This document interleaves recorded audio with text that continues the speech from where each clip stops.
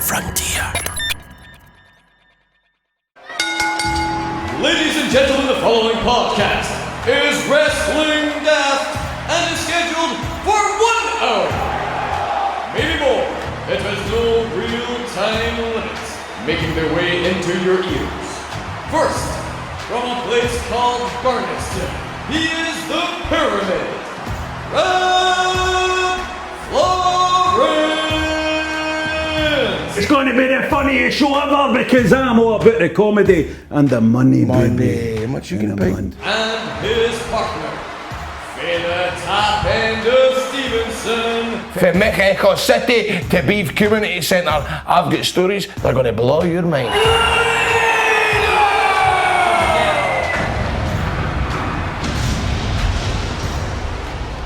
Hello and welcome to Wrestling Daft. My name's Rab Florence. The pandemic is still going, but that doesn't stop Grado from coming round to my house and coming into my kitchen, sitting there to do this podcast. I know there's meant to be social distancing, but fuck that. How you doing, Grado? Give us a cuddle. You doing, mate? You got a biscuit? Hold on, I'll get you one. A big cuddle. Oh, big squeeze. There we go. That was nice. Well, we've got a cracking show. We've got a former Impact World Champion Sami Callihan is on the show tonight. Can you believe it? And it's not the Sami. I keep saying this. It's not even funny, but you know, it's not the Sami Callihan for X Factor. Aye, you can look forward to Grado actually asking Sami Callihan about that X Factor connection later on the show. But very good, worth listening to. A very switched on, confident dude. He knows he knows what he's all about. So it's very worth listening to that. Have you been up to anything, Grado? I've just got to say, for 5'8", he's solid, man. Absolutely solid. A scary wee bastard. Same height as me. So You're 5'8"? I'm 5'8", aye. I'm 179 centimetres. Everybody thinks I'm like 5'2", because I'm in Burniston with Ian Connell, who's like 6 foot something. You know, and Kirsty and Louise are both quite tall and all, and you know what I mean? So it's like everybody thinks I'm short because I'm just in shows with tall guys. And I realised that again when we were doing the Scots pilot and I was standing there beside Jester and Ian Connell and that, and I was going, I've fucking done it again. I've cast a whole load of fucking tall people in my show. Just need to watch that, mate. So what it's else? it's a week after, well, that got a bit awkward there, didn't it? the Scottish Comedy Awards, I get nominated, my show, The State of It, got nominated for Best TV Show. Oh, well done, Rab. And Then my show's getting thing now. didn't notice, mate, didn't notice anything. What one was that? What's this one now? The State of It was the one... No, I know that, but what awards? Scottish Comedy Awards, mate, the big ones. You win everything. These are like the Grammys for Scottish, for kind of... I've never been... Z-list Scottish entertainers like myself. No, I've never been involved in it. Don't worry about it, mate. Don't worry about it. You've been in Endeavour, mate. You've been in Young Inspector Moss, mate. Endeavour, did you see me in Endeavour? Remember that? You've been in Endeavour. And the guy said, what did the guy say again? Hey, you got he's playing his PlayStation 5 or something. What was it the guy say? My granddad's playing his PS4. No, did he not say something like, his Wi-Fi's down or something to do with the internet or something? It was set in it was set in the 1960s and all talking about fucking broadband. Right. Oh, he's going on YouTube tonight, him. Something like that. You better Google that. Something like that. It was like that. It was something anyway. Let's check out the correspondence for your last episode. Let's get to what the punters are saying, because that's what this show's all about. We love the punters, don't we? Listen, John, I'm going to say this again. Producer John, we need to get more punters on the show, actually talking to them and interviewing them. One episode, we're going to have to do an episode where we interview some of the punters. Why don't we Let's get it next week. Why don't we create a feature, a brand new feature for the show where we get someone... A feature? Because we don't have time for features, mate, because we're always having to interview all these big fucking stars. And as much as I love Sami Callihan and the Chris Jerichos and the fucking Sha Samuels and all these people, we can't just be filling the show up with big stars all the time, because the biggest stars in the firmament are fucking sitting right here, me and Grado. You know, RJ Singh, as in the wrestler. Well, I've just had to fake. Sorry, mate. I've been fake laughing all week, and I'm just going to continue to do it. Why have you been fake laughing all week? Well, just doing radio night and Do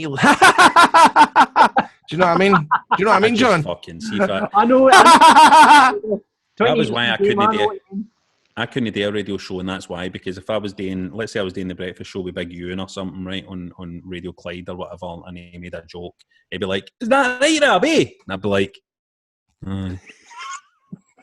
So I'd be like, I mean, I take it back. I don't really fake laugh, but you fucking said it now. I know. All that high energy stuff on the radio I can't handle as well. I can't do it. First thing in the morning, all that. How you doing, guys? Here's the first new single from. I'm like, fucking keep your noise down, man. It's 8 in the morning. Yeah, I've got to lose my job. Carry on. Keep your noise down. Grado. Listen, I know we cut out the bit. Grado called them arseholes. Right, you know RJ Singh, as in the wrestler. Well, off the back of our chat about asking a non-wrestling fan to pick 6 wrestlers they know for a stable, he asked his wife. So she said, here's her stable: Stone Cold Steve Austin, John Cena, Hulk Hogan, Big Daddy, The Undertaker, and Jimmy Havoc. She didn't even pick RJ Singh. Never even picked her man. RJ is great. I remember watching him years and years and years ago for FWA. And I remember working with him at Future Pro Wrestling. He was over like fuck. He's such a nice guy. FWA Frontier Wrestling Alliance, for anybody that you need to know your fucking history on this show. If you're listening to this show, you need to know your history. Aye. Now, Kurt Johansson asked his fiancée. She went for The Rock, The Miz, Marisa. How do you say her name, by the way? Maurice. Nah, it's no Marisa. It's Marisa, right? It's Maurice. I work with Marisa, and she spells it Marisa. I call her Marsha for a laugh. Marais, the guy in Vikings, Edge, the one to do with death, The Undertaker. No, hold on, I'm calling that on that. There's no way somebody doesn't know what The Undertaker's called. The one to do with death, no fucking chance. No, I believe somebody would say that. No, I don't believe that. Kurt Johansson, I don't believe this fucking happened. I don't believe this happened. I want proof. I want an audio clip for your fiancée on next week's show to prove. I want her to say that she said these words, the one to do with death, Undertakers. I don't believe it. It sounds like fucking bullshit. Don't try and get on our show under false pretenses, mate. But see, it is funny when people do mix up wrestling names or they forget it. I remember, I don't know if I've told this before, when we were putting up posters around Bells Hill, and Conscience was fucking the daddy of Bells Hill. Conscience was the man. And we were promoting a show, and one of the guys picked up a poster and went, "It's Big Chancer on it. It's Big Chancer on the show." And we're like, "You mean Conscience?" Aye, that's him. Big Chancer. It's Big Chancer on the show. And Conscience was like the main guy, right? Aye. So he was like, everybody knew Conscience, this guy. We should get Conscience on the show. Definitely should, mate. Con, if you're listening, he's a bellman, or Will Bell, you're right. Aye, let's get Big Peter on the show, because he's a guy who was right there at the very, very start of this new fucking, what would you call it? A new jungle revolution of revolution. Exactly, the new jungle of revolution, mate. He gave me and you our starts in wrestling. I just want to ask Peter, Big Con, I want to ask Conscience if he ever dreamed when he was booking the Lowlanders that Grandin Bar was going to be, or as the newspaper said once, I'm sure, Glendon Bar. Did they know? They were getting called Glendon Bar and something. Was it that it was when Test Drive came out? Aye. And they didn't call me Glendon Bar, but they went, the new BBC Scotland channel is going to start off with a cracking quiz show hosted by Grandin Bar. That was the press that they used, and it was in all the papers, mate. It was in all the papers. I was fucking raging. Somebody looked up on Wikipedia and went, "Let's not use his wrestling name. We'll call his real name." And one website went on an old fucking GeoCities roster page. Nope.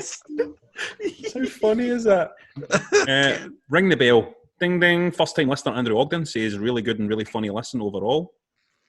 The Preston World of Sports proposed tapings did him over for 80 quid on a non-cancelable hotel. Ah, fuck. Shit happens though. Listen, fucking loads of guys had their dreams dashed. So shut up about your 80 quid. And ring the bell for another new listener, TWF Dan Love. See, I was going to give that guy a free Grado doll that's out this week, but you're fine. That's fine. Grado doll that's out this week? Get me a fucking free one. They're coming. They're going to be on the internet soon. Excellent. I want one now. I will give you one. I will give you one. They're currently en route for Mexico. Listen. I'll get you if you give me one. If you send me one, I'll get the wee twins proposing me. I'll get them. Oh, that would be great, mate. Let's do that. That's money, right? Ring a bell for another new listener, right? TWF Dan. Love finding new podcasts. He's just discovered the Wrestling Daft podcast and it's really bloody good. It's true. Really interesting chat between Sha Samuels and Grado Wrestling about World of Sport and how... Hold on, let me read this again. Really interesting chat between Sha Samuels and Grado Wrestling about World of Sport and how that all came... Hold on, let me... Really interesting chat between Sha Samuels and Grado Wrestling about World of Sport. Right, fuck you, TW. So I'm not going back to listen to some more. If you listen again, you'll see there's another guy on that show. Clearing up what channel WCW was on back in the day. Aaron says WCW was on TNT, which came on as soon as Cartoon Network finished on a Friday night. Oh. Somebody probably said already, but here you go. Friday. No, that's good to know. I actually got a DM for the Tidal Wrestling promoter, Big Ian, and he said, "Hope you're good." Was listening to the podcast. WCW was on ITV Tuesdays at 2 a.m. around 1992, and he says he used to stay up and watch it before he called his. Used to stay up and watch it and called his girlfriend in Detroit before she went to work. I don't know if he wants me to say that. So Does his wife know he was phoning his girlfriend in Detroit? I was just thinking, big man, shout out to you. Hope I've no fucked in for you with that. No, our friend Chris, right, has a listener of the show, friend of the show, has really kind of kicked off a thread of the week on Twitter. He said in honour of Rab's Zoom background with Glenn Michael, I have Glenn Michael as my Zoom background last time. Always thought Paladin would have been a great manager. He says, what other mainstream celebs or TV characters would have been great wrestling characters? You know, Ben Hall says that Ron for Sparks would be a good rival for Orange Cassidy. Do you know who Ron for Sparks is? No. He's a keyboardist for Sparks. He just had a very thin moustache and he would just stare and he didn't really do anything much. So that's a very good suggestion there. But also no man for the young team, I would say. No man for the young team. Ben Hall is obviously about 64 years old. Sean Cooper says Brian Blessed would be a great general manager or commissioner. True. That's a good one. Andy Muirhead says Derek Acora, he is dead right enough. He'd get possessed by the spirit of a random wrestler, not necessarily dead, from bygone eras each week. He'd do their entire gimmick, entrance, moveset, mannerisms, and lot. You'd never know who he was going to be until he came out. Gangrel, Tugboat, you name it. I remember Adam Shame said I should do like a Derek Acora gimmick, and I thought it'd be fucking brilliant in wrestling. But then have you ever had a Clinton Baptiste, Rab? Aye. Oh my God, you ever listened to this podcast? No, is it funny? Oh mate, Rab, you'd fucking love it. Please go and listen to Clinton Baptiste's podcast. I will. It's fucking brilliant. I didn't even know he had a podcast. Not only that, but it's really, really big, mate. It's really, really good. Please do it? Watch it, listen to it. I promise I will. By next week I'll have listened to it. Also, please listen to Wrestling Daft. Max says Grado's boy Michael Barrymore would be a good tweener. Tween what though? Right, keep going. Tween what? Ken Aid Waterhouse says the twins from Funhouse versus the Bellas has WrestleMania written all over it. Another one for the young team there. You know, I was on Funhouse. You won that.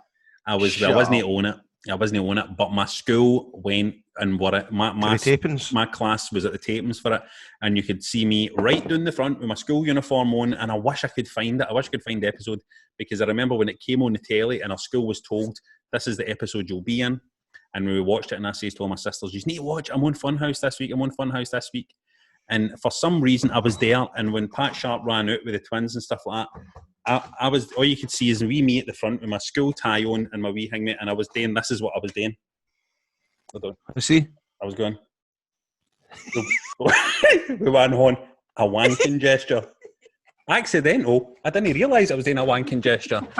But you could just see my wee horn kind of going like that. I must have been doing a kind of half-hearted cheer, but it just looked like I was going wank, wank, wank with my fist. I wish I could. Hey, surely somebody out there might have access to the archive of Funhouse. That'd be great to get that clip. Go through every episode and see if you can find a wee wanking boy down the front. Mate, I always wanted to get shot at the go-karts. Just one more thing, I'd love to get shot in that. Did it look as good in real life? You can't call the twins that. And this is why you win awards, mate. Right. Mick Bash says the footy commentator who did Robot Wars was perfect for play-by-play. Barry Grant, top villain. Joe Mango, Hot Rod style. Jim Robinson, Neighbours again, would be an what age is your audience? Would be an excellent authority figure. Authority figure, that's fucking bad. Yeah, Jim Robinson would be an excellent. What about Mick Bash? Is that big, the guy that started doing Channel 5? Didn't fit my commentating. It's Jonathan, what's his face, Grado? He's on BBC now. Oh, what's his name? Jonathan. Aye. Right, oh no, so Mick Bash haunted it in, but the guy, he talked like this. Yeah. Just, you know, I thought Mick Bash. So Mick Bash is the guy that sent this tweet in. the commentator's name is Mick Bash. I know what you're talking about. He's got a great, he's kind of Paul, like UK version of Paul Heyman kind of accent, isn't he? Yeah. And it's a goal. It talks like this in Channel 5. Jonathan Pierce. Aye. Blair He's over now. He's on BBC and shit. Blair says Dirty Den for Jones. EastEnders. Ultimate heel comes back for a deed. He should have been written into the higher power storyline. Just appears with the hood down to "Hello, Princess," and his finisher could have been the finger down the throat, similar to the Stocko, but then has to climax. What? The Henderson experiences Max and OB for Hollyoaks could have been a jobber pair, like the Singh brothers. Harry and Marv for Home Alone would also have been good chasing the 24/7. That's great. Harry and Marv for Home Alone would also be good chasing the 24/7 title segment. Richie says Triple Jordash for Brookside.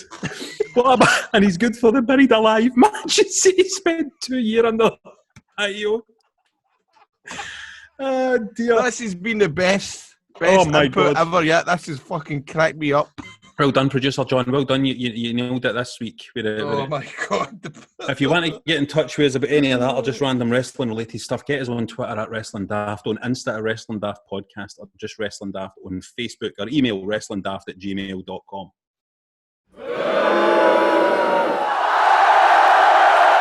Now, every week we like to separate the good for the bad in wrestling. The Lynx Africa for the Lynx Java. How long did that take, John? I actually sat for a good 10 minutes trying to work one out for this week. Pretty good. I would need to smell both of them to know. I've never done Java, but I'm currently sitting next to Lynx Africa. I don't know if you still get Java. I don't know if you still get Java. Was that the chocolate one? No, it was old school, Grey. It was way even before your time. Oh, really? Right. What did you mean? The chocolate one was weird, wasn't it? Did it actually smell like chocolate? I don't know. I didn't even realize there was a Lynx chocolate. I think there was. Did you remember it, Rab? No? I don't remember it. I'm not talking shit anyway. Right. Okay. Put over and put down what you want to put over and what you want to put down, mate. What were you asking me? Aye, I'm going to ask you if you get any ideas yet. I've got one. I've got one. You go. I'll think about it. My one has got to be the debut of Scarlett Bordeaux in NXT. Can I just say she is probably the hottest? You can't say that anymore, can you? No, that's not the reason why. But but she is. But you can't. Can you say that these days on podcasts? I don't know. You're allowed to say that. I used to work with her. She was in TNA, man. She was well talented. She was great. We done great promos together, by the way. I mean, her like really, really good. I had to. It sounds pure jobby, right? In fact, it probably was jobby, but I had to like pole dance in front of her and all that. Get her on the show. Get Karrion Kross on the show as well. If the WWE can't make big money with that guy and this woman, then they've fucking totally lost it. They've lost it. He's money, by the way, and he's so intelligent. Aye. I remember. Listen, guess what? Can I just? You probably even know this, but see, he had one of the most interesting debuts when he debuted in TNA. Right? It was like a part of a segment where somebody was getting a doing, right? And you know the Polish turned up, right? And one big Polish guy was split it up, and he takes the guy who's in fucking jeopardy, and he takes him away for the situation, right? And then when I think he's trying to make him feel safe because he's a Polish and that. And the Polish pulls out his fucking truncheon and just starts leathering the guy. And it's a swerve that the Polishman is fucking that's Chris Cross. And it was well cool the way they did it. Like, it sounds cool when I'm telling it back. Cool. It was well cool because you're thinking, who's this copper and all that? And then he just starts knocking fuck out him. It was a really good debut, man. Well, I just think what you've got there is two extremely talented performers who also have an amazing look. NXT did really well. Have been doing really well with their production. That's JB, by the way. He told me he done all that stuff, I think. And so Sky's the limit, I think. Let's go to see what the punters are saying. I don't think I want to put over is that set for In Your House. That was fucking really cool.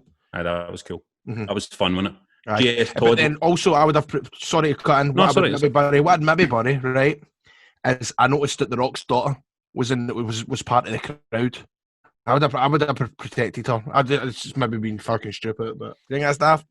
Well, no, because I think what you'll be wanting there is they're not to get treated any differently from any of the rest of the young team. That's true, mate. That's true. That was a very silly opinion I've had. JS Todd wants to put over that Todd Pettingill's still alive. Mm-hmm. Wants to bury WWE no having Todd give away a house at TakeOver. Aye. And what about fucking? There was no Doc Hendricks. No, That would have been cool. that was a mistake. That was a mistake. But then he's probably shielding with this coronavirus. He's probably fucking hiding somewhere. A stiff-winded blow that cunt out. Ludology. See, he wants to bury the roll-up and he wants to put over the eye pokey. Remember that? Mark wants to bury Brian Last, who is Jim Cornette's co-presenter. Really? Right. I know he's got. He really went to town on Jericho, For mate. saying that Chris Jericho has failed in everything he's done apart from wrestling, and that's why he always comes back. He wants to stop him and Cornette's boys and get an opinion of his own. Says You never listened to Cornette's podcast? I don't listen to him, mate. I don't listen to him, mate. I'd rather listen to a dentist give me a root canal than listen to Jim Cornette's podcast. I'd rather listen to a fucking drill. That's what I'd rather listen to. Mark wants to put over Nia Jax. She gets a lot of shite for being a big woman and hurting people. Is it no the opponent's job to protect themselves? Well, her stuff does look like it hurts right enough. I wouldn't like a crack off her.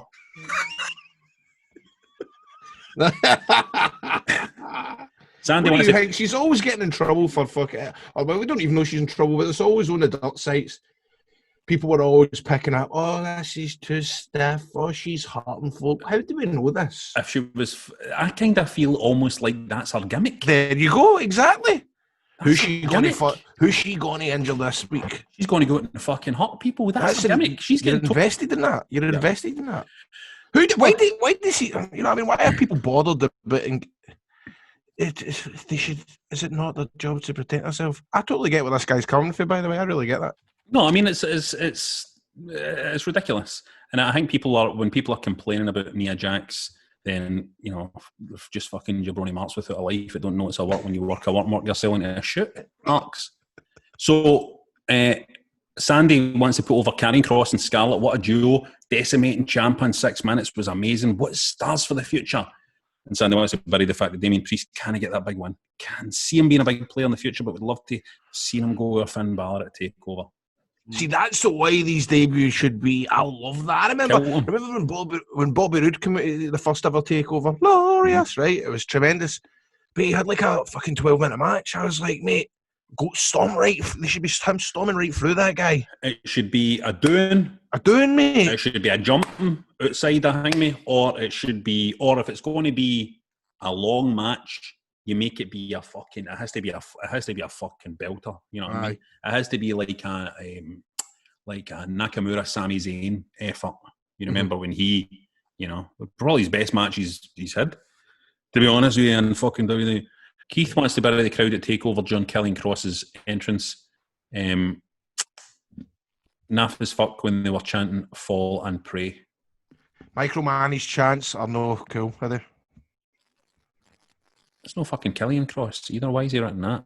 Did he write that, or did you make the mistake, John? No, he's written that. Because that's the kind of thing you do, John. Because his name's Karrion Kross. Which is quite clever because it's like carrying cross. He's carrying a cross. He has a cross to bear. You fucking think about that. And also it's like carrying like the meat, like the fucking... You thought about this? I've thought about it too much. And Keith wants to put over the In Your House set. It's like Grado did. Made me miss the classic sets even more. Best set ever had to be the Halloween Havoc one. Agreed. Maybe WWE should do that for the October pay-per-view and have a return of the big inflatable pumpkins. That would be nice. Geordie putting your WWE brand back In Your House and using the classic style. Although it should be 100% be a main pay-per-view. And wants to bury Grado in the Shy episode moaning about his arse ruining his big day.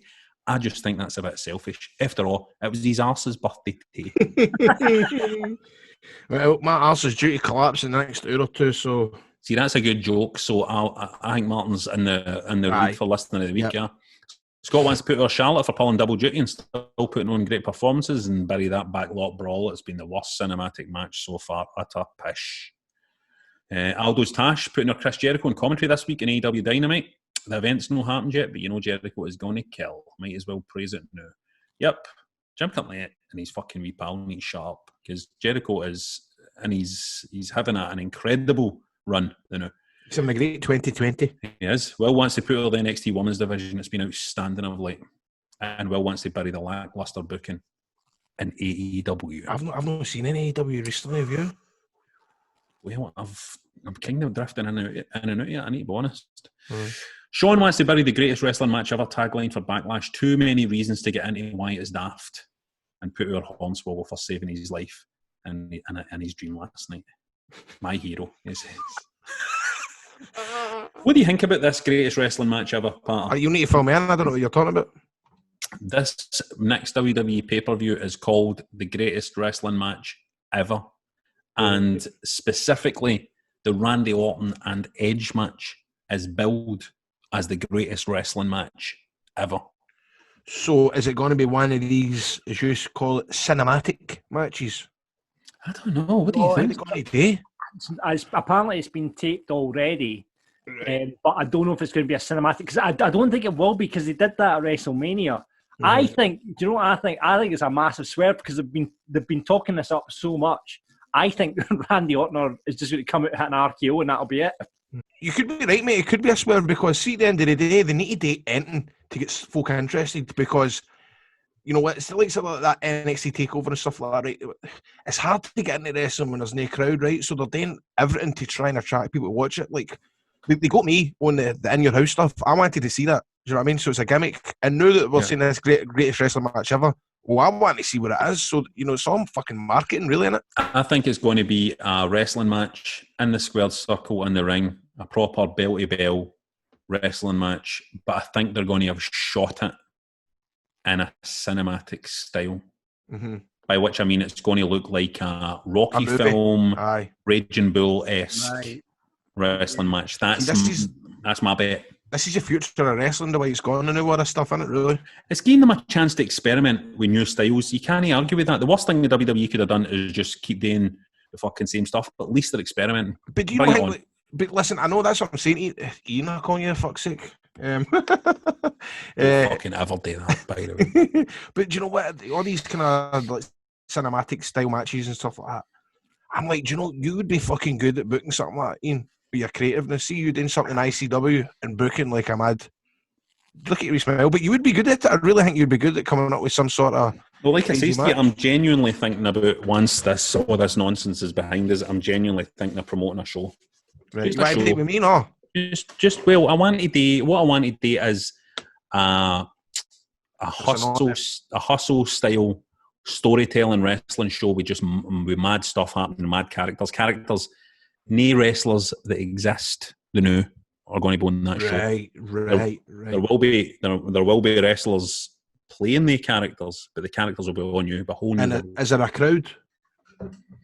There'll be an audience. I'm talking about once this mess is all over and done with. You know what I mean? Have you approached them, any TV companies or anything like that? No, the feelers are out. Give us a shout before you do it, right? Wrestling Daft Wrestling. Everybody calm down. That's John's big. That's him, isn't it? Look at him. He's. Can we get Wrestling Daft? We can do Wrestling Daft Wrestling Alliance. Come on, let's do it. Like, come on. You're all G'd up, mate. I can see everybody calm down. This is what he's wanted, mate. You know he'll end of this now, mate. Every character is new, fresh. The IP is all owned.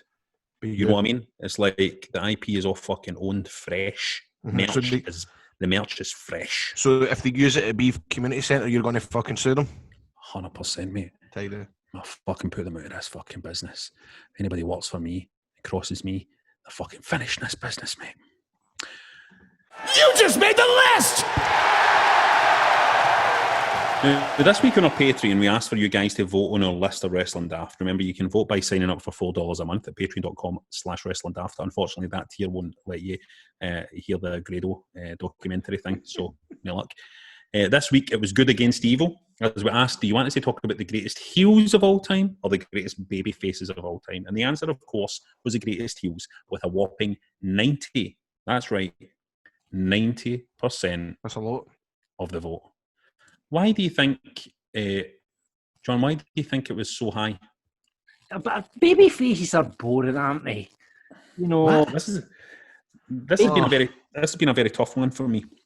Like, hold on. Baby faces are boring. No, they're no boring. I think a lot of our listeners are real kind of diehard wrestling fans. So, you know, for everybody, you know, for the mainstream audience, your Hogans and your Cenas and your Roman Reigns and all that, that's fine. But they like the tweeners, they like the blinking heels, don't they? They like their CM Punks and their, you know. You're saying that with a wee bit of disgust, as if you don't like these people. Oh no, I don't like listening.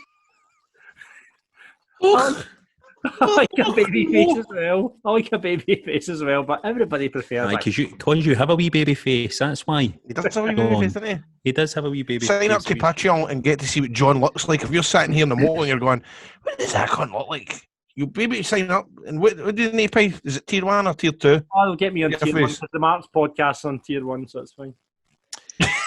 So here's my list of 3 best heels in wrestling history, and it was a very, very hard one for me to put together, let me tell you. Very, very hard, because there'll be a lot of great heels and I do like a heel. And it's one of the ones where I've had to ultimately go, well, I need to choose this one, kind of, you know what I mean? But number 3, it has to be Ric Flair. Ric Flair is at number 3, and you might think to yourself, why is Ric Flair no higher? And I would understand that as well.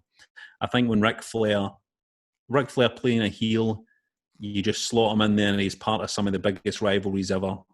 He made some glorious baby faces. I think Sting is one of, not to spoil if we ever do the baby face list, but I think it's Sting is, you know, I mean, that is just what is the word I always used to use? What's the word I always used to use all the time, remember? What was it? Quintessential. The quintessential baby face. Quintessential.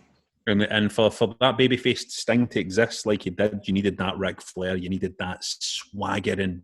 And also I met Ric Flair in real life and he behaved like a heel to me. Aye, he was a cunt to me as well. And total cunt to me. So at number 3, it has to was be... Hold on, was that probably the same night as me? At the Hilton? Aye. Embarrassing what happened, but aye. So it has to be number 3, the great Ric Flair. At number 2, it's a manager. Can you guess who the manager is?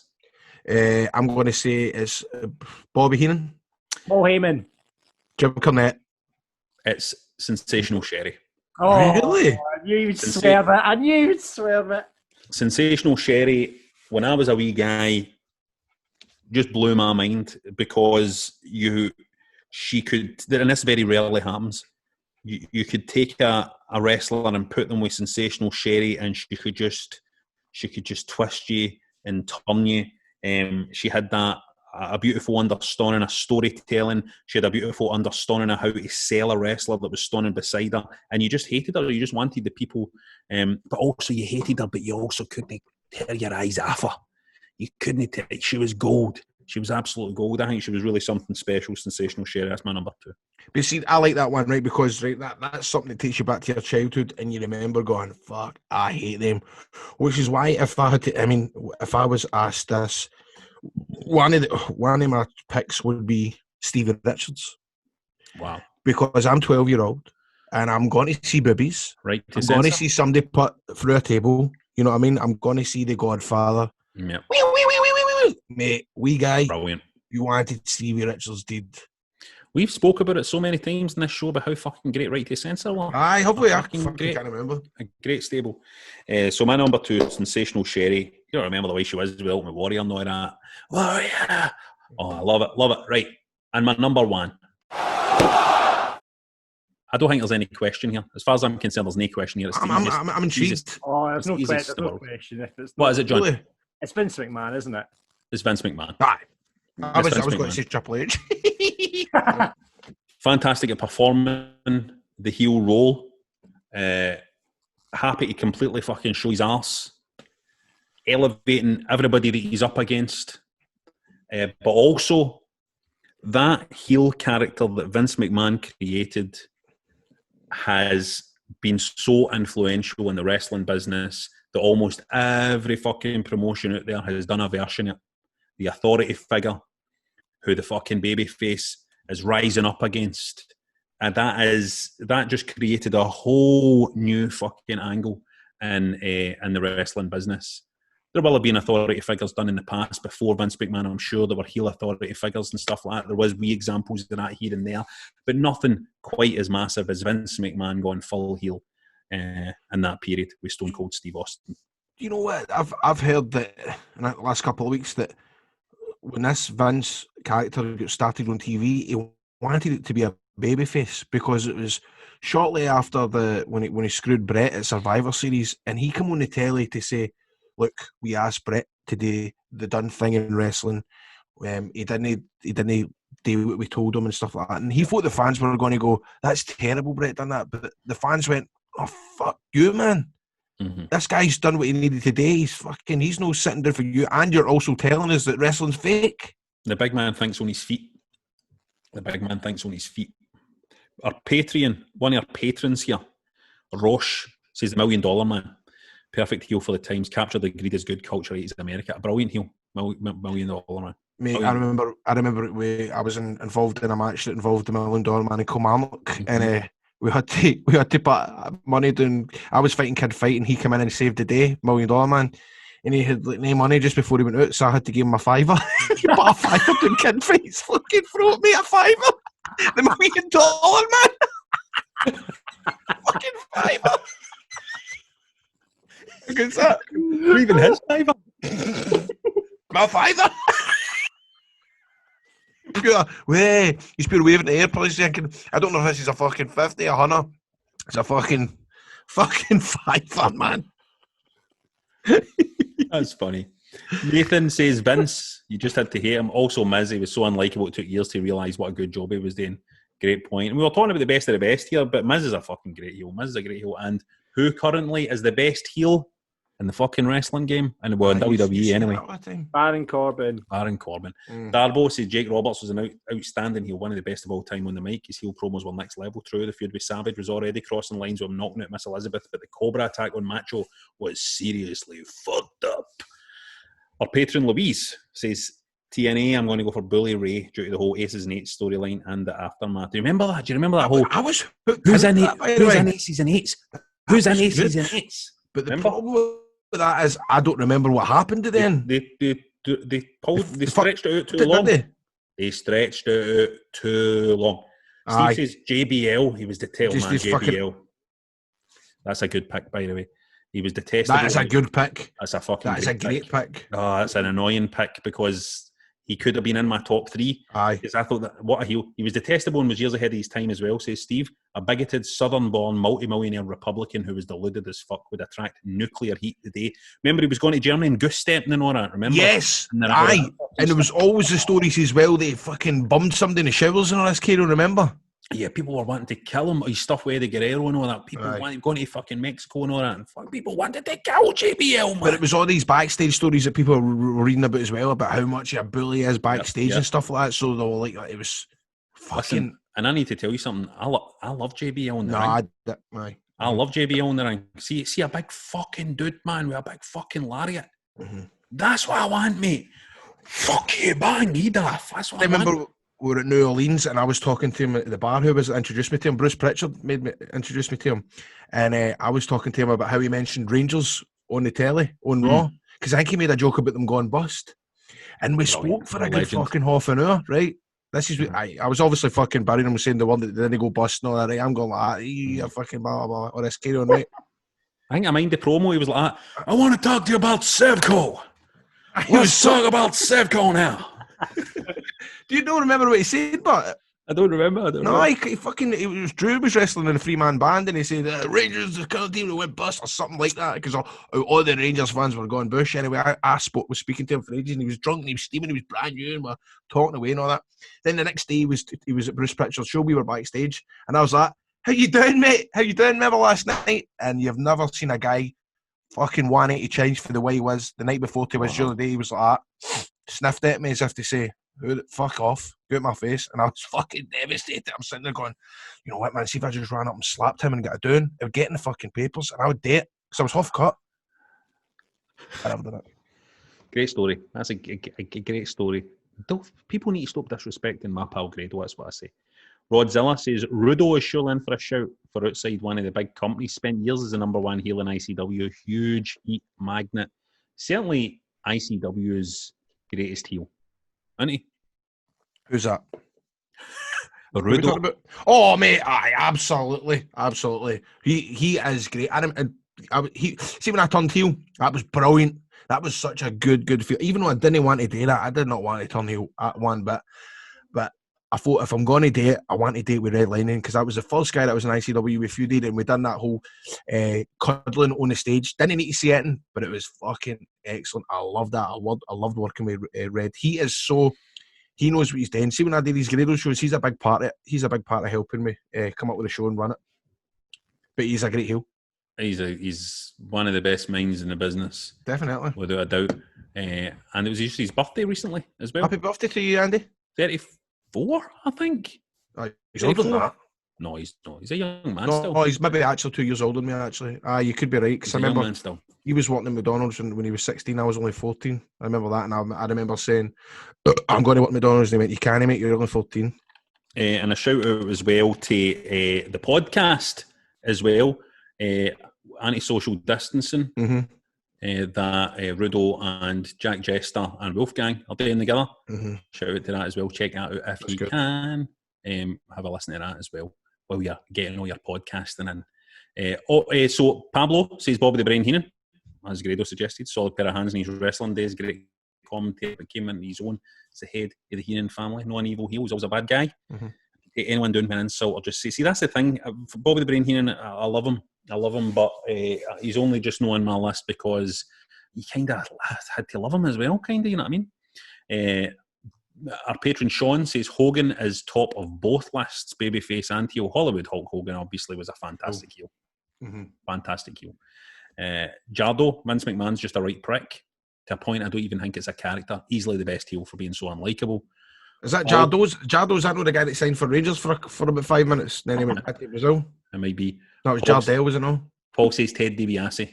There's Ted, kicking balls for kids, bouncing balls, paying RVD to kiss his feet, buying the WWF title, and then stuffing a fiver down kid fight's throat. John says it has to be Vince McMahon, all-time biggest heel. Randy Orton, by far my favourite heel, but would also say CM Punk, heel run in 2012, as one of the best of the last decade. So you enjoyed being a heel, Grado. Do you think you'll ever be a heel again? I don't know, but at the time I didn't like doing it. But when I get wrecked and sit up on YouTube and watch myself and watch the promos that I've done in Cardiff and stuff like that, I like watching it back. It was good fun. It was good being, because all I needed to say was, I am the star of Impact Wrestling, and folk would gaff or not, because even when I was babyface in ICW, I would always get fuck TNA, and I always never knew how to react to it. You know what I mean? Because I thought if I bite, then they're going to end up booing me. You know what I mean? I don't bite a lot like a dick for no acknowledging it. So it was good, like when fucking Noam, if I tagged with Noam, I remember Noam once, we were tagging with him and we were going, fuck TNA, and he just put his horns in my ears as if to say, don't listen to them. And that helped, that was brilliant. You know what I mean? So there, maybe get the referee to do it again. You know, if it happened to me during the match, to go, referee, fucking cover my ears, I don't want to hear this. Yeah. But no, I really enjoyed it, and I didn't want to do it. Do you think they made you a heel at the right time, Grado? Do you think that was the right time to make you a heel? I don't know, because I felt the night that I done it, I was wrestling in a 6-man tag, and the place was just gone bush for me. And like, I think I remember Wolf even saying, "Going, you can't turn heel now. You can't turn heel right now. Listen to this crowd." But Dallas had all these ideas and stuff like that. I wouldn't say I was 100% committed to it, because at the same time I had to go on the telly and be this fucking children's entertainer, and so it was hard to do it on Twitter. You know what I mean? I couldn't be a dick on Twitter, and that's where a lot of where heels do a lot of their work these days is online. So I couldn't really fully commit to doing it on the internet. Do you know what I mean? And then then 1 week I'm at ICW being the big heel, then the next week I'm in Town Hall, back wearing all the Grado stuff and things like that. So it's hard to do that when you're, especially somewhere up here.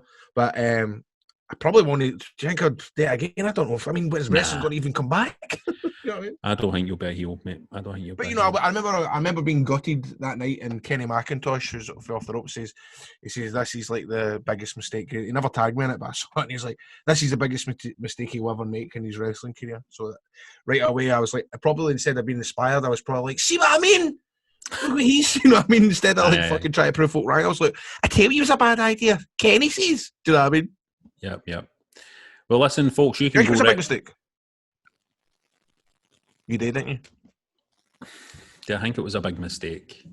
No, I mean, I think obviously there was factors. I was surprised. What about the way I done it? I think. Well, I'm getting crickets here. No, because I mean, I think you've not got the personality to be a heel, and like you say, you can't commit to it, Grado, because your personality doesn't allow you to do it. Mm. It's like, you know, it's like Dusty Rhodes. I mean, Dusty Rhodes could never have turned heel, could he have? Aye. Mm-hmm. I mean, Dusty Rhodes can never ever turn heel because he's just his in-ring persona and everything around him. It's hard to change a character like that. Heel, mm-hmm. I don't think the crowd get invested. I mean, obviously they did with the fuck TNA and stuff like that, but it's hard to get invest heel heat or even get heel heat when you're that kind of character. But it was also different. I'm going to go further than that. I'm going to say that there are there are only that many wrestlers in the history of wrestling, right, who have been agents of change, let's call it, right? That's what I'm going to call it, an agent of change. What I mean by that is, like, a Hulk Hogan comes through and the WWF just fucking takes off with Hulkamania, right? Or even like a John Cena, for example. He came in, he was an agent of change. He kind of dragged the WWF into another new period and stuff like that and kicked off a whole new era in the WWF. And Grado, you had a whole, you did the same thing. You were an agent of change as well. You came in to British wrestling, and then you were at the centre of all of this kicking off. And I think when you're one of the figures, you became kind of iconic in a sense. You're not just another one of the wrestlers on the roster who can, I'm going to do this now, I'm going to do that now, I'm going to try that now. You became a kind of distinctive, kind of definitive character in the fucking world that you're in. So so it's very, very difficult for you to do that. You know what I mean? It's one of the things. It's very difficult to do when the wrestler is. It's that one thing. One guy isn't bigger than the company, right? But it's not really true in your case. You know what I mean? It's not really true in your case, and you can do that. I think you can do that kind of turning and trying this out. Let's experiment. Let's try it and see how it works and stuff like that. If that isn't the case, but that's why I don't think it was a good idea. But you know what? I think ICW are a brave company. You know what I mean? They're always happy to try stuff, and they're always happy to experiment and stuff like that. Sensationalist, isn't it? So I can understand why they wanted that moment where I did turn heel and become like the Hollywood Grado, and cut the promos about being the telly star, and I made this and stuff like that. So I can see the appeal why they wanted to do it. But Hogan could turn Hollywood Hulk Hogan because he had already spent a period where he was kind of in the bin. Mm-hmm. Aye, he was like... You need that fucking period where you're passe, maybe a fuck anymore. You're in the bin and you reinvent yourself, you know what I mean? But you were only there. Well, it's interesting to hear that. It really is, because it's something that I'm like, fuck, was that the right thing to do? And I didn't really enjoy it, but now when I look back, I'm like, God, that actually was quite cool when I watched some of the videos back, but it's interesting to hear your two takes on it. I don't doubt for a second that a John Cena, for example, as well, is often kind of went to sell, oh man, how cool would it be to just fucking run out there? And he probably did it all the time. He probably had that thought. I've always respected Cena for being the guy that he is, that he never turned heel, but at the same time, he was a heel. Do you know what I mean? Like, he would go out and be booed, and fucking you think to yourself, well, Cena, for fuck's sake, the Doug, stop that. God. Where was I? Fuck's sake. So when I remember watching him, I thought, oh, Cena should turn heel, but I'm thinking, he already is a heel. Because he's, you know what I mean, he's getting booed, John Cena sucks. Yeah. It was enjoyable, the fact that he never gave him the heel turn. That in itself is being a fucking bad guy. No, you know what they want. You're right, mate. You're right. Anyway, enough about you. You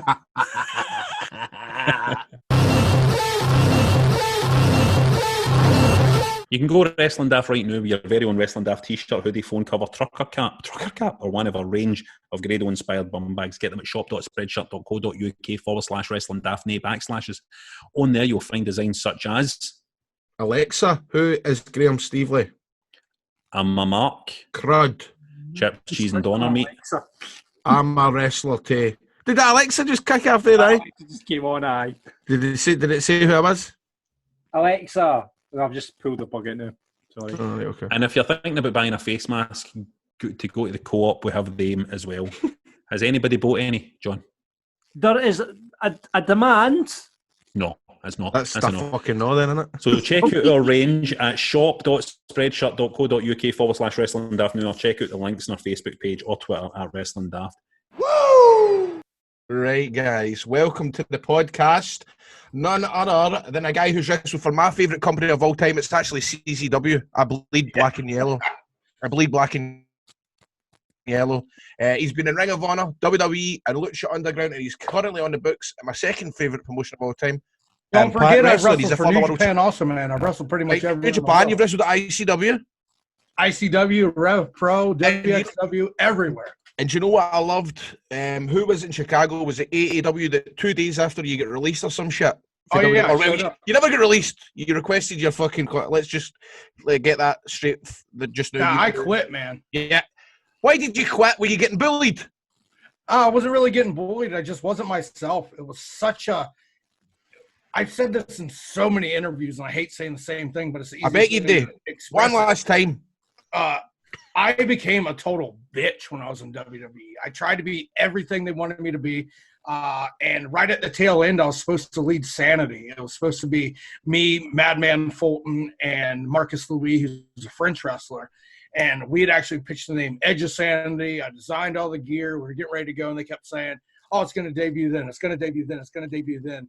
And then they gave us I gave myself I'm a very goal-oriented person. I said if I wasn't doing something major by the end of the year, I'd already been there 3 years, I was going to leave because I had to get out while still young and still continue to build my name. So they had told me, they're like, yo, we're not going to pull the trigger on this till after Mania. And then I was like, you know what? Like, you guys have told me a lot before, and none seems to come to fruition. So I'm going to go ahead and, like, peace out. They tried to get me to stay, and I remember the point that really struck home that because they almost Matt Bloom and Canyon Seaman almost talked me into staying. And the last thing that Canyon Seaman said to me was when I knew I made the right decision, when he said, yo, the door will always be open, but no, I don't go out of my way to hire 5'8" white kids. Oh, and I said, okay, well, if you think that less of me, like pretty much I'm going to go out and shove it down your throat and show you why I'm one of the top wrestlers on the planet. And I think I've done just that. Oh man, you've absolutely nailed it. But you know, I was listening to an interview with you before, and it was really interesting. I was just telling the troops before you came on, this hacker gimmick, man. Really, that would have been that gimmick, that idea. You said that, you know, Freddy versus Jason isn't scary, but a hacker, somebody coming in and fucking wiping you online, is probably the biggest heel move you could ever make. You know what I mean? Imagine a hacker fucking stealing your followers or deleting your followers and stuff like that. There's so much today that you can do with that gimmick. Going on in the world right now. Social media is the most terrifying thing on the planet. It is. Mm-hmm. It fucking is. It is so wide that it would be a fucking great character.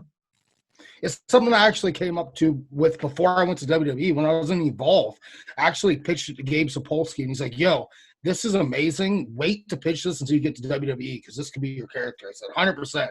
So when I got to WWE, Dusty Rhodes loved it, and he had helped me put a lot of pieces together, and we had a lot of dope things planned, but the office just didn't understand it. They said, why would a hacker wrestle? I said, well, why would an undead wizard, the Undertaker, wrestle when you really think about it? And it was just something that just didn't click, and they never really allowed me to do what the character should have done.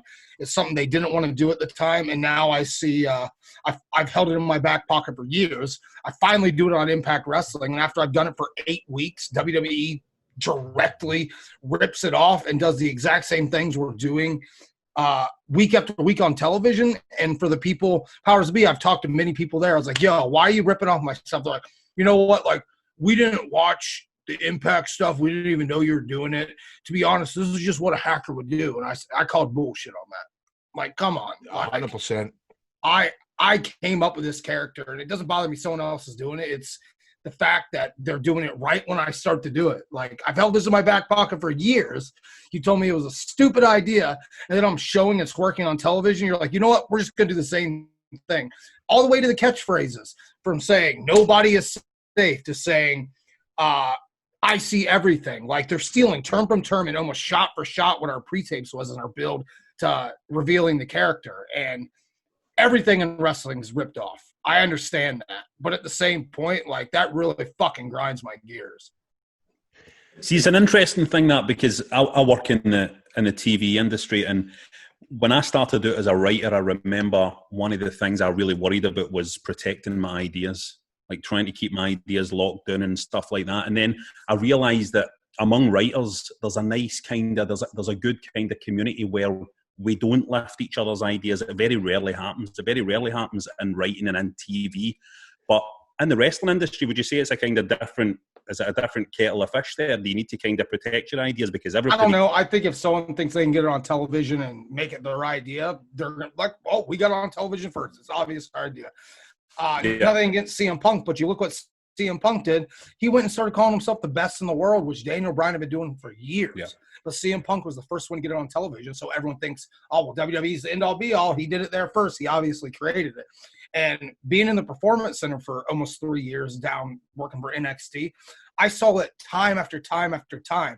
We would do stuff in promo classes, building our characters, pitching our characters with Dusty Rhodes, and they film everything. And then 3 weeks later, you'd see them doing on the main roster exactly what we were pitching in promo class. Yeah. Exact ideas, exact promos. And it got to the point where it's like, obviously, we're just an idea farm down here at the PC. So I just quit cutting promos with anything on my character. I started cutting promos on inanimate objects because I had seen time after time after time stuff and phrases I didn't say in promos or looks I'd experimented with in developmental to try to get noticed to get in a better spot on NXT, and they just be given to someone on the main roster. Jesus. You know what? And I'll tell you what. I saw it happen to Eli Drake. Eli Drake, who did not get along with the powers to be down there. He could have been a huge star for WWE. He had done the movie star character, the movie star previews, everything, pitched for weeks after weeks after weeks. They shot vignette pitches. And then a writer directly told Eli Drake, this is nothing special. We could do this with anyone. 4 weeks later, they're doing it with The Miz. Like almost the exact same pre-tapes. Sammy, what do you think is the thing? And that's and sorry to cut you off. That's nothing against the writers or the people. Like, I understand they are under a lot of pressure, and half the stuff they get thrown out, it gets changed or told is stupid. So if you see something in developmental, it's not on television yet. Like, that's a free idea, and it just sucks to the point. Like, I don't blame people for doing that, but it sucks at the same time for the people that busted their ass to create a certain concept, don't even get the credit for it. Yeah. Sammy, you hear so many stories of talent going to the WWE and then getting fed into that system and being stuck there, staying there for a long time, trying to conform, trying to fit in, trying to do the right thing. What do you think is the difference in you and Sami Callihan, where you decided that you were going to walk away, that you were going to know your worth and walk away? What do you think is the difference maker there in your background or coming up that made you the guy that goes, I'm not doing it? Person. I think the biggest thing was I wasn't just complacent collecting a really good paycheck, just sit and do nothing. Like, that's not what life's about. I want to experience. I want to be the top guy anywhere I am. And obviously I saw that wasn't happening. If I would have stuck it through, there was no inkling of them releasing me at all. Like, me asking for my release kind of came out of left field, as what they said. But it was one of those things that I just felt like even if I would have stayed, I would have ended up on main roster. But maybe I would have been another guy just running after the 24/7 championship. Right. In WWE, if the perception of you is one thing, even though if you're something different, it's really hard to break that perception. Yeah. And you go when you went to TNA, man. I've never seen somebody so fired up to really get involved in a company and make a big difference. And they really let you run with it. Impact, is that still the case? Are you getting to the basically 100%? Aye. The one thing about Impact is I was a huge Impact fan growing up. I ordered every Wednesday pay-per-view. Me as well.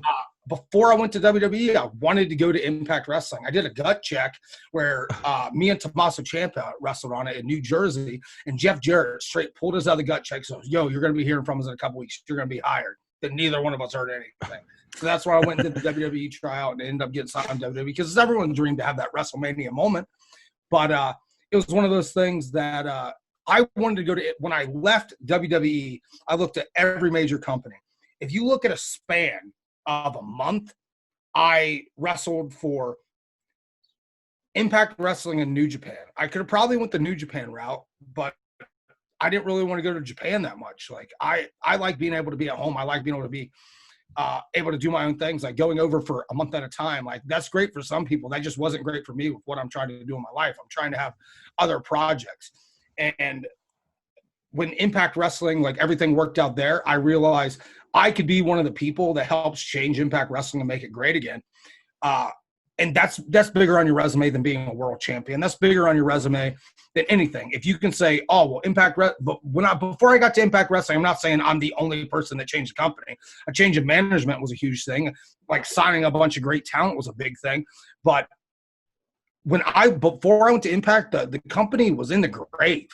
And I wanted to be one of the people to reach in and pump blood back into its heart with my bare hands and show that, yo, this company can still be something. And I think over the last 2.5 years I've been in the company, it's completely like blown people's perception out of the water, and it's only going to get better and better and better and better and better. I think this year's Slammiversary coming up in next month is going to be a big turning point for Impact Wrestling, especially with all the talent influx that's recently got. So what's happening with the filming it with Impact?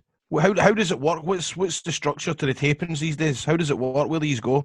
Well, before the pandemic, like things were really booming and kicking off. Like we got out of Orlando out of the last 2 years, which I think was terrible to be there because it's like not even a real crowd. It's just a crowd from the park piped in and then some regulars that are they don't know every set of tapings. Impact Wrestling has been selling out most of the buildings they run across the country in Canada. They've opened up to Vegas, Texas, New York, Canada, Mexico, Ohio, and every show is getting bigger and bigger and bigger. But now that the pandemic, like we've been filming all of our tapings at a closed set at the studio in Tennessee. And I was one of the biggest people when the pandemic hit. I put out on Twitter, I'm not doing anything until this calms down. Like, we need to be safe about this. But once I saw the precautions Impact Wrestling was taking, I didn't have any fear with what was going on. They had medics there checking temperatures, checking everything. They made sure that everything was done to the best of their abilities to keep everyone on the roster safe, and they're still doing that. And with the pandemic hitting, like I said, we've done closed arena tapings. When filming once a month, we usually film 5 episodes of television in a span of 3 days. So you get in there, get the chunk cut out, and then you're gone and not around people for the rest of the month.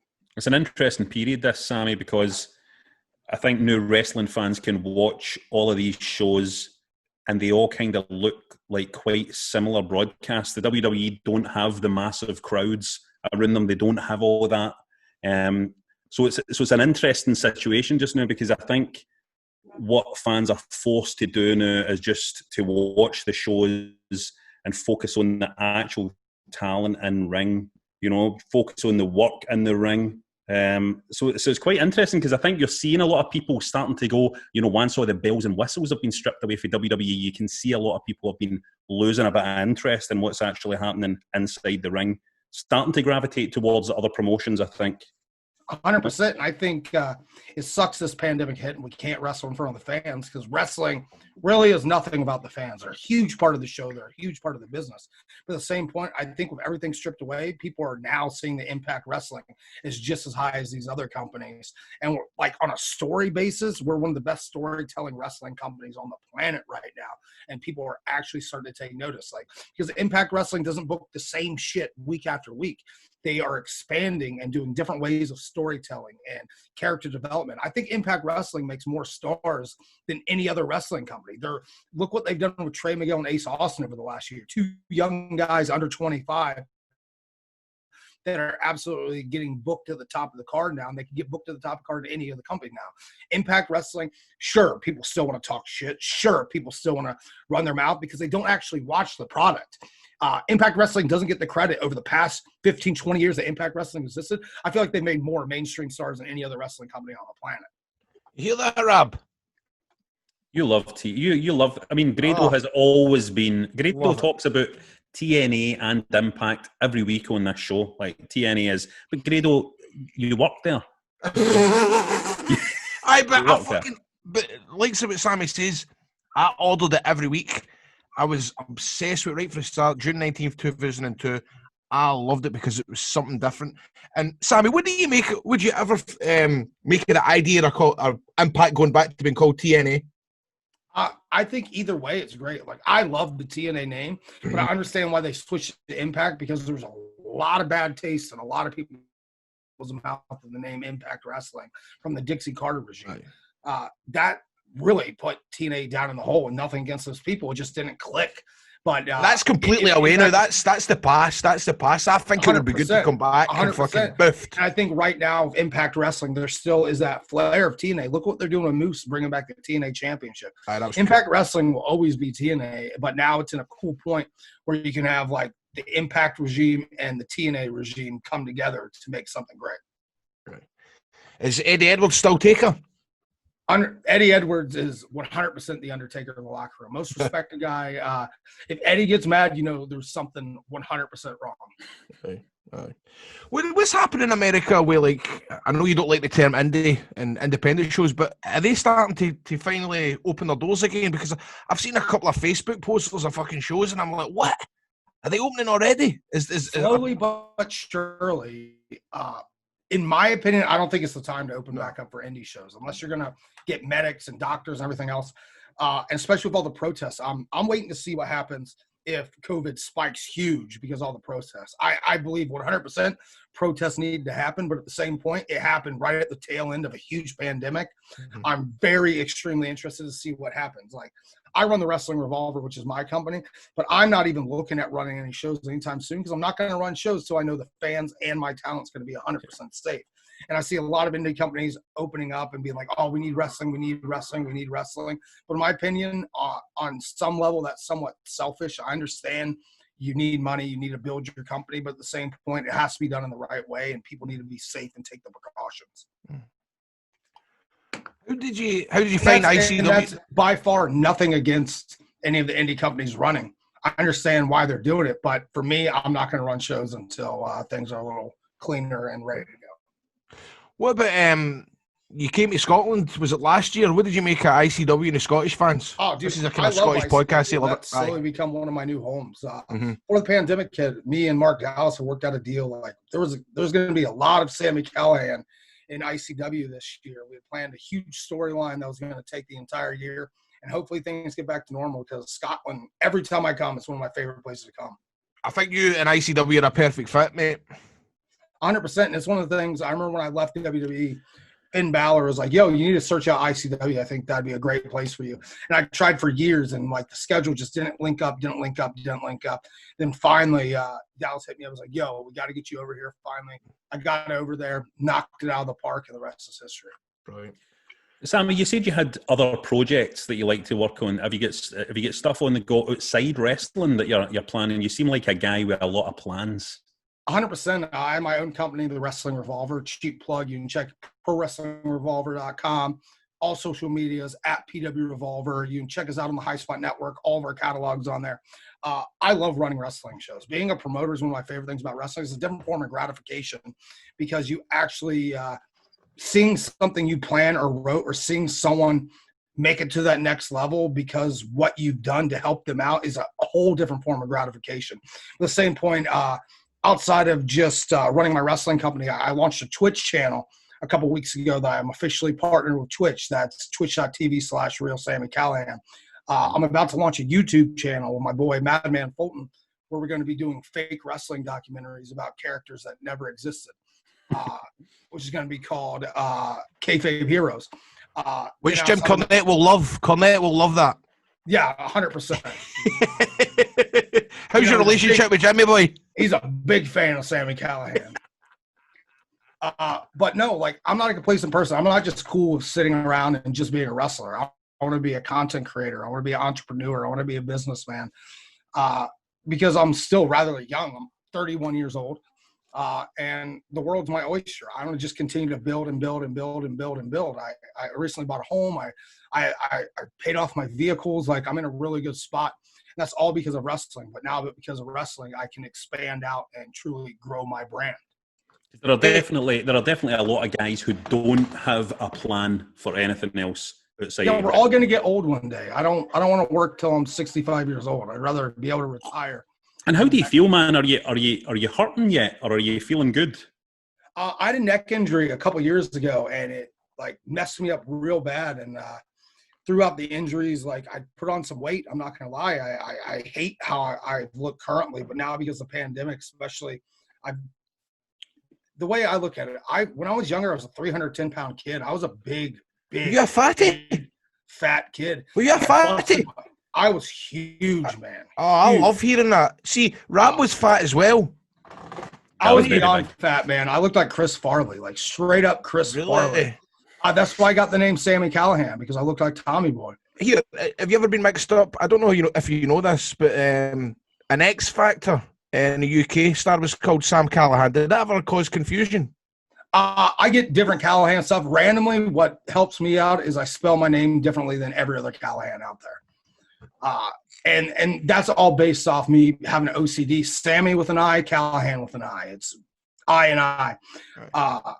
I totally forgot what I was a 320-pound huge kid, and I wanted to be a star of wrestling. I busted my ass for years. And if you look at when I left WWE and a year or two out from WWE, I was ripped, I had a six-pack. But all that builds up for a while. I got real burnt out of dieting and working out nonstop, and I kind of let myself go. And now, because of that, I've been able to get my body back to feeling good. I've been able to get my motivation back. And like over the past 2 weeks alone, I've lost 9 pounds already. I'm trying to get back into that ripped shape, but I needed some time to decompress. And I understand like all these guys that do it for years and years and years and years and years. It gets hard after a while, but I feel like for me personally, like me getting out of shape for a year and getting my body back to where I'm feeling great was detrimental to my career. And now I can get shredded again and put the world on notice. But also, it has to be said, for some guys, it's just easier, right? For some guys, it's just easier to get in that shape.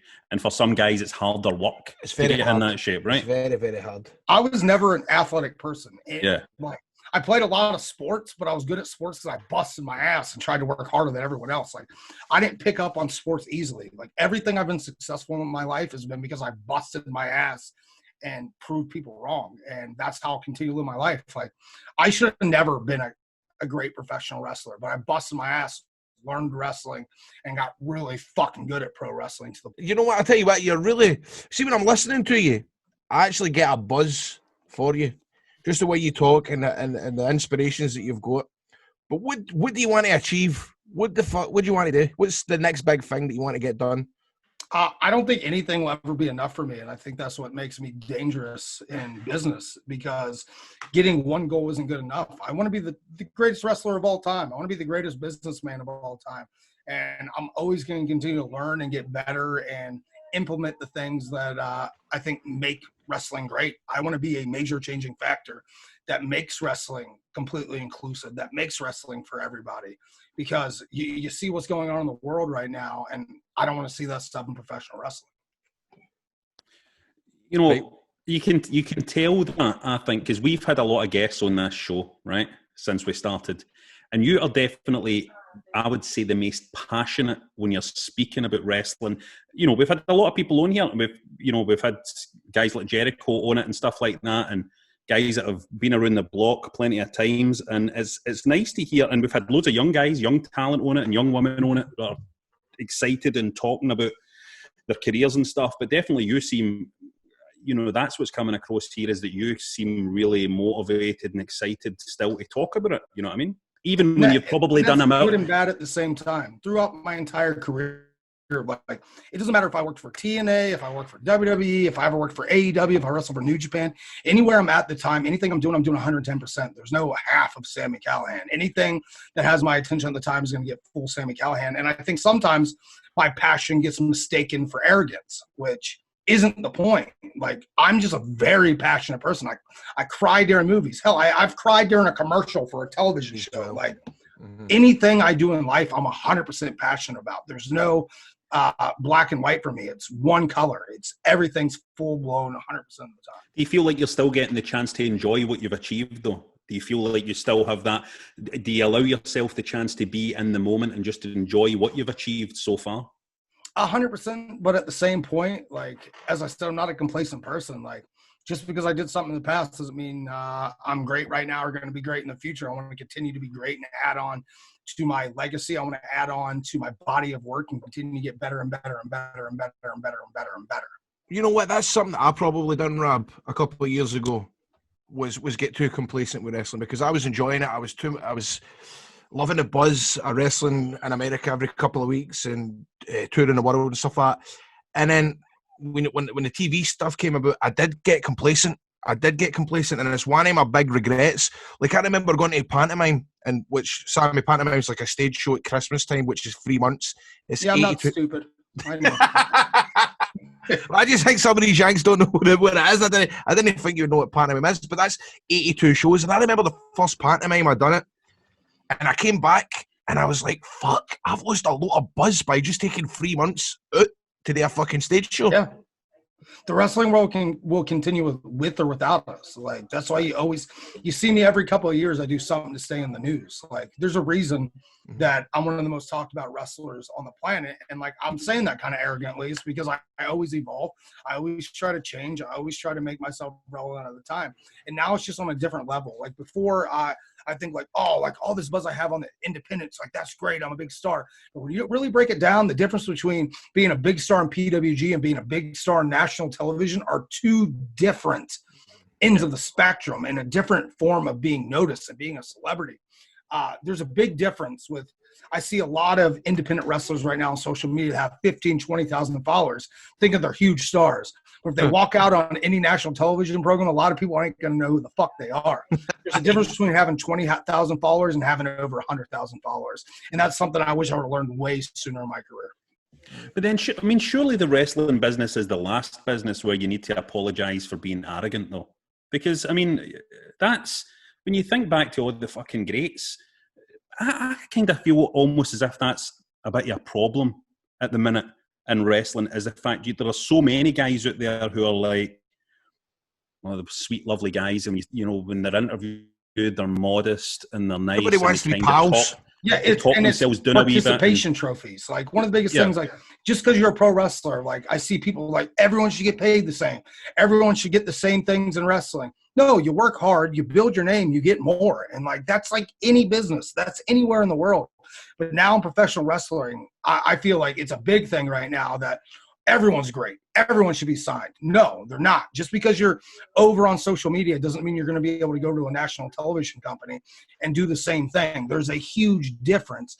And I feel like a lot of independent wrestlers now have egos out of this world. And then when they actually get signed with a national television company, they're going to have to swallow a real hard pill of reality. So true, mate. Right, well, I've enjoyed myself, Rab. Is there anything else what you want to pick up? I think that was fucking good. That was a good conversation. Oh, that was good. Did you enjoy that, Sammy? I'm really fucking good at this shit. It was good to hear, man. It was good to hear somebody come on and speak highly of themselves, because we get so many people on shows like this, and it's a wrestling podcast, right? And we're interviewing people in the wrestling world, and you wouldn't believe how many people come on this show and are kind of, you know, modest and quiet and kind of talk their achievements down and all of that kind of stuff. It's nice to hear somebody just come on and fucking talk themselves up a bit and you know, and know their worth. And you can see why you're the guy that fucking walked away for the WWE, because you thought this isn't right for me. Because if I don't believe in myself, who will? Sometimes you got to take the gamble on yourself and roll those dice. Quite right. Then man. I'd rather go down and be a failure on my own accord than being a failure because I didn't want to be me. That's a fucking strong point, mate. Yeah, the last thing you want to be in the wrestling game is one of the guys who, at the end of their career, is bitter because they went to the big promotion and they get fucked over and they just get left to fucking just shrivel on the vine. That's that's the fucking worst. There's nothing wrong with that. There's nothing wrong with gaining money to be able to afford your family and be able to give your family a great life. But right now I'm at a point like, sure, I want to have children right now, but I have me and my girl. And it's us versus the world. Like, we both want to be successful. We're not to the point where we can have children and give that child all of our time. Because when we have a child, we want to give it everything. And that's why, I will continue to bet on myself. I'll continue to bet on her. And we'll continue to keep killing it around the world, like making our legacies profound. Yeah, and the hustle is exciting as well. And this is the thing. The hustle is the exciting part. It's, getting the regular paycheck is nice, but the hustle, if you're making the money, is exciting. Money isn't everything at the end of the day. Yeah. But listen, it's interesting, right? So the guys that get released a couple of months ago, it will be interesting to see how many guys that will look at what Drew done, what you done, Sammy, and then the guys that will go, right, fuck, I'm just going to, stick the same. I'm going to come out to the fucking same music at shows. I'm going to stay the complete character. It'll be interesting to see who's got the passion and the desire to go, fuck this, man, I'm going to make a name for myself. And you see that all the time. Like, over the past 10 years, guys have gotten released. You're either successful because you change and continue to get better, or you stay complacent, use the same music, do the same shtick on every show, and you get booked on a couple mom and pop show for a bigger payday than some of the more well-known indies. But the problem is that stops fast. Yeah. You know what I mean? 100%. And that's on you. Like, you either bet on yourself or you do what you're told to do, and you fail, and then you get out of the wrestling business. There's a reason that I've been able to afford my entire life because of professional wrestling. It's because I give my all to it.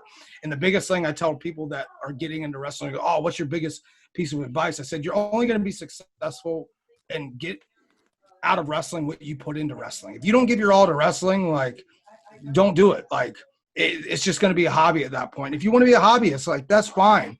But you're going to have to work another job and do another life. And then at some point you're like, oh, well, I got to kind of step away from wrestling. But I truly believe I'll have a job inside the world of professional wrestling the rest of my life. Right. Beautiful. And Sammy, just before we wrap this up, tell us again where we can catch your stuff. Tell us about your YouTube channels. Like, just get it so we can get it into the listeners' heads. My social media, Twitter at the Sami Callihan, Instagram at official Callihan. Check me out on Twitch. I'm doing a lot of live streams now. Twitch.tv/real Sami Callihan. Also check out my promotion. We've had a bunch of dope matches, a bunch of guys I feel like we've helped put on the map with the Wrestling Revolver. All social media accounts at PW Revolver, and our website, ProWrestlingRevolver.com. Beautiful. Brilliant. Thanks so much, Sammy. That was amazing, Sammy. Thanks very much for this. I really appreciate it. No, anytime, man. Grado, it's been a pleasure. What a great show this is. Mate, I'm telling you, I'm loving doing this podcast now. See, at first I couldn't be arsed, but see now, I'm loving it. I was rotting a minute at first, but I know, now, it's pure. we can Aye. find our own hussies, mate. Aye, it's good, man. What did you get last one for this podcast? What did you get? What, paid? Aye. Like about $7,000 an episode. Aye, I was about just doing it. $7,000 an episode will do me. This pandemic is brilliant. Please rate, review, and subscribe on Apple or get us wherever you get your podcasts. And remember, we now go twice a week, so you can catch us on a Friday, me and Grado, and you can get the Marks podcast on a Tuesday, who this week got a couple of questions in with Charlotte Flair. See, they're good at that, aren't they? They're good. They're doing well, aren't they? I mean, we fly. What did you say? You fly at the Coos Tail? You ride the Coos Tail or something? Was it we say? Either way, I mean, the likes of Sami Callihan, we got him about fucking 10 minutes before the podcast started. That's the way we go. Do you know what I mean? They've obviously got a big system. They've got their contacts and shit like that. They've got a strategy. I can feel a brand war's kicking off within. I know, but I would walk by whoever does the Marks podcast on the street. Would you know? Also, remember to get on our Patreon, patreon.com/wrestling daft to check out the video version. And why not buy yourself a t-shirt? Told you that before. shop.spreadshirt.co.uk/wrestling daft. Everybody, thanks so much for listening. And Grado, I am away to my bed, man. You're away. Up the road. I'm away up the road. It's your cell. Everybody, stay safe out there. Producer John, lovely to see you. Everybody, stay safe out there. Get on our Patreon. We really need your financial help. We're fucked. Audio Frontier.